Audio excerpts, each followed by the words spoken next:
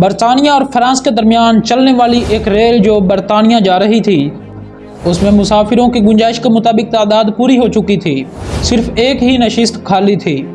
اتفاق سے ریل گاڑی کی روانگی سے چند ہی لمحے قبل ایک انگریز شخص اس ریل گاڑی میں سوار ہوا اور اس خالی نشست پر بیٹھ گیا، اور اس کے برابر والی نشست پر ایک فرانسیسی خاتون بیٹھی تھی۔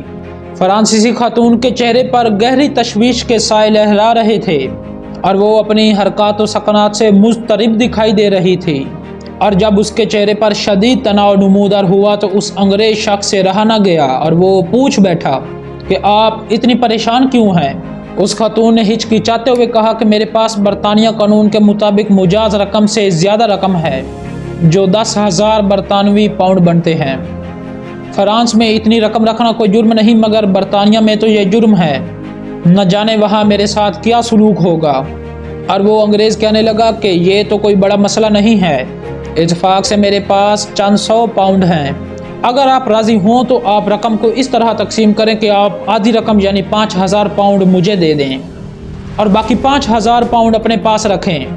بالفرض اگر پولیس ہم دونوں میں سے کسی ایک کو بھی گرفتار کر لے تو پھر بھی نصف رقم بچ جائے گی۔ آپ اپنا پتہ مجھے لکھ دیں تاکہ صورتحال کے مطابق آپ کی امانت آپ تک پہنچا سکوں۔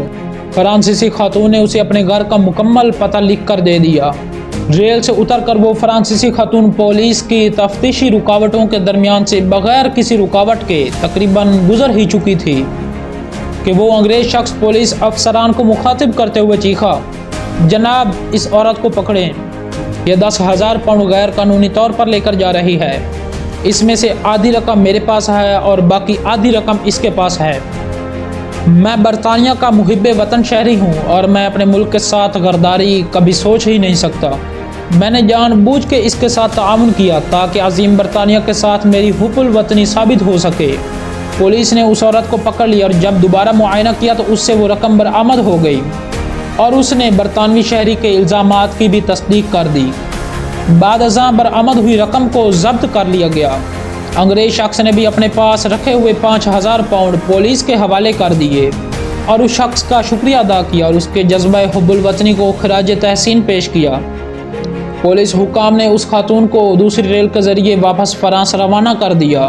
چند ہی دن گزرے تو اس فرانسیسی خاتون کے دروازے پر دستک ہوئی، اور جب اس نے دروازہ کھولا تو اسی انگریز شخص کو دروازے کے سامنے کھڑا پایا۔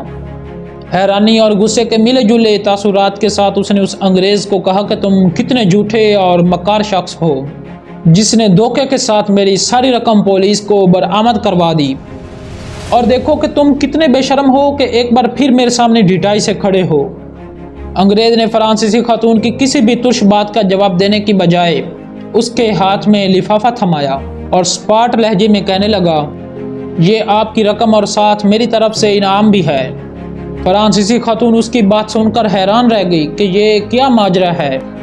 انگریز نے کہا کہ میم آپ کا غصہ بجا ہے، لیکن اس وقت میں پولیس کا غور و فکر اپنے بیگ سے ہٹانا چاہتا تھا جس میں 3 ملین پاؤنڈ تھے، اور اس لیے مجھے یہ چال چلنی پڑی اور آپ کے 10,000 پاؤنڈ جاتے رہے جو میرے لیے ذرا بھی مہنگا سودا نہیں تھا۔ جی بالکل، کبھی کبھی چیخ کر حب الوطنی، قانون کی پاسداری اور غیرت کا دعویٰ کرنے والا شخص چور بھی ہو سکتا ہے، اور ہمارے ملک میں ایسے چوروں کی گنتی ہی نہیں ہے، لا تعداد پھرتے ہیں۔